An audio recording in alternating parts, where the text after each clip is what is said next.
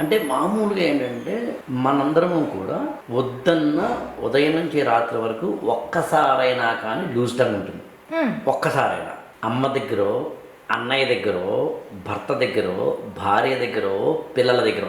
So loose tongue అంటే ఏంటి అన్నప్పుడు మనము మాట్లాడకూడనిది మాట్లాడటం. అది ఏదైనా కావచ్చు, సందర్భోచితంగా కాకుండా దాన్ని కొంచెం మామూలు మా ఏరియాలో నోడుదు అంటారు కాబట్టి మాట్లాడటం. ఇది ఉదయం నుంచి రాత్రి వరకు మనం చేయకుండా ఉంటామంటే మాత్రం నేను నమ్మను. అమ్మ వండిన కూర బాగుండకపోతే మాతృమూర్తి ఎంత బాగున్నది అనం కదా. అదే మాతృమూర్తి ఈ దినమున ఈ యొక్క వంటకము కొద్దిగా అనంగా.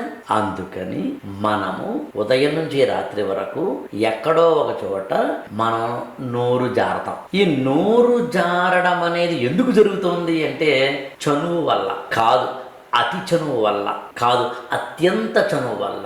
అమ్మ దగ్గర, నాన్న దగ్గర, అన్నయ్య దగ్గర, అక్కయ్య దగ్గర, పెళ్ళ దగ్గర, మొగుడు దగ్గర, పిల్లల దగ్గర మనకు అతి చనువు ఉంటుంది.